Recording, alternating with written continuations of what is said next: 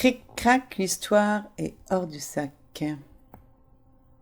Il était, en des temps fort lointains, en des temps où la terre n'était pas encore ronde, en des temps où les hommes n'existaient pas, un immense pays, un pays sans nom.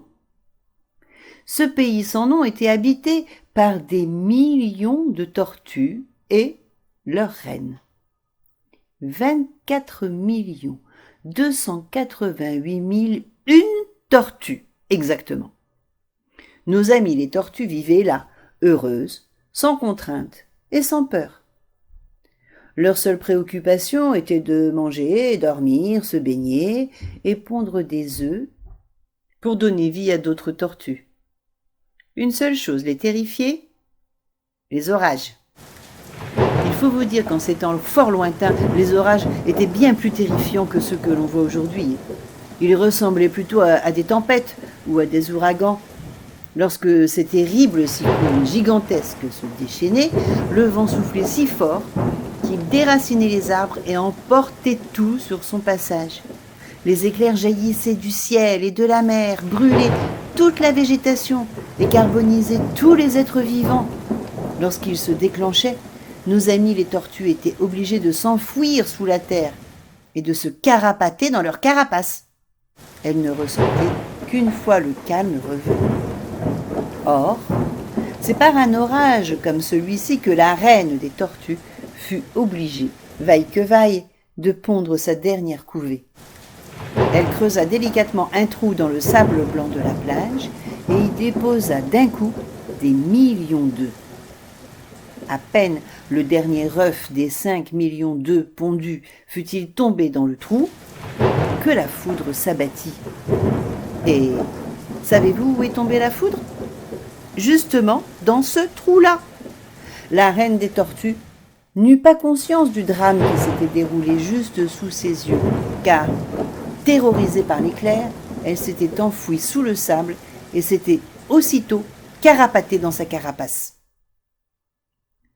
Le lendemain, quand le soleil eut fini de sécher les dernières flaques d'eau, les tortues sortirent une à une de leur cachette et coururent pour s'extasier devant les millions d'œufs pondus par la reine des tortues. Mais des millions d'œufs pondus, il n'en restait plus qu'un, un seul, mais bien plus gros que tous les autres œufs connus dans le monde des tortues.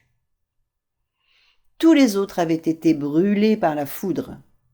La reine des tortues, en voyant cela, crut mourir de désespoir, car c'était hélas sa plus belle ponte. Cependant, comme toute mère digne de ce nom, elle s'évertua à choyer le dernier œuf qui lui restait. L'œuf grossissait de jour en jour. Quand la petite tortue brisa sa coquille, la reine des tortues constata avec effroi que la petite tortue était particulièrement grosse pour son premier jour et qu'en plus, elle n'avait pas de carapace. Elle avait sur le devant une sorte de dent, toute pointue, 2 yeux sur les côtés, des plumes bleues, plus bleues que le ciel, et 2 petites pattes terminées par 3 doigts, des pattes si fines et si petites que la reine des tortues se demanda comment cette tortue pourrait marcher sans les casser. De plus, cet enfant poussait des cris étranges en ouvrant très grand sa bouche. Une horreur! Or, tout le monde sait qu'une tortue sans carapace et avec des plumes, ça n'existe pas. Et c'est ainsi que notre petite tortue, qui n'en était pas une, fut appelée Plume d'eau. Une fois sa déception passée, la reine des tortues s'attacha à élever son enfant avec amour et tendresse. Elle essayait de lui apprendre à nager, à marcher, à manger comme une tortue. Mais rien n'y fit. Plume d'eau était vraiment différente. En grandissant, bien que sa mère la protégeât, Plume d'eau n'était pas aimée des autres tortues. On lui avait même interdit de se baigner et de jouer avec les autres tortues de son âge. C'est ainsi que Plume d'eau apprit à jouer toute seule, dans des endroits habituellement interdits, les seuls endroits où elle n'entendait pas les rires moqueurs et où elle ne subissait pas les brimades des autres. Seule dans son monde, Plume d'eau apprit à devenir curieuse.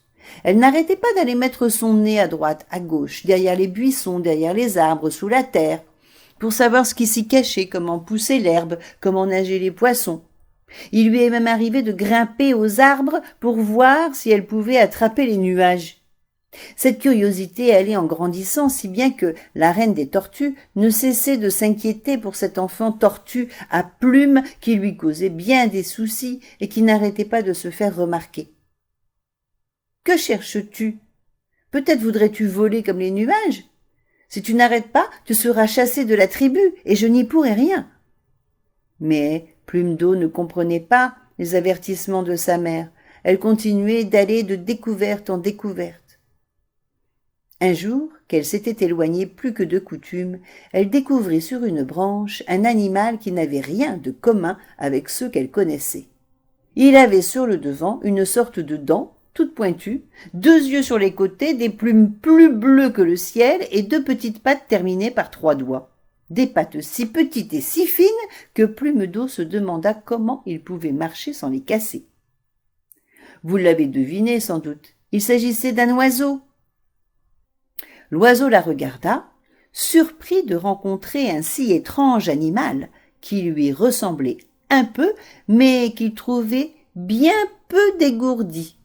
Il lui dit « Je suis l'oiseau Trémolo, le roi des oiseaux. Et toi, qui es-tu ?»« Je m'appelle Plume d'eau. Je suis une tortue. » « Une tortue ? Oh, mais je ne savais pas que les tortues pouvaient avoir un si joli aspect et une si belle couleur bleue. » Plume d'eau se sentit rougir de plaisir. C'était la première fois qu'on lui faisait un compliment. Et quel compliment, mes amis !« Oh, toi aussi tu as une jolie couleur, répondit-elle.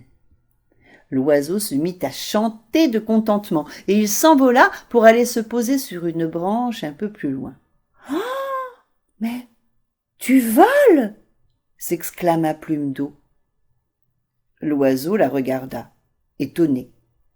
« Pas toi ? Pourtant, tu ressembles à un oiseau !»«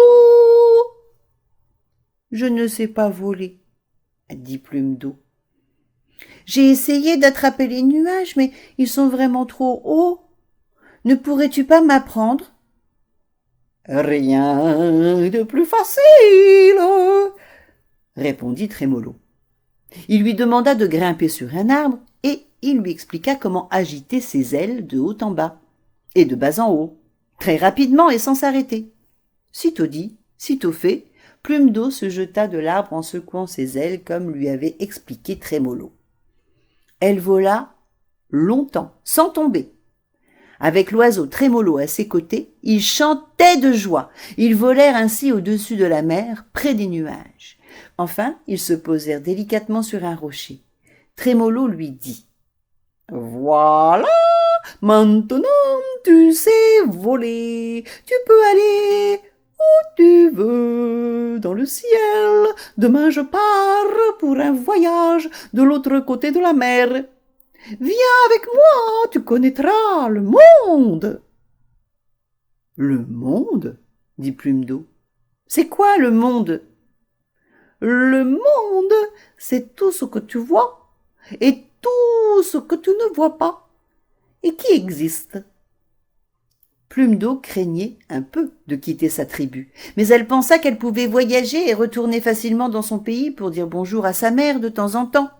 Maintenant qu'elle pouvait voler, elle voulait en profiter.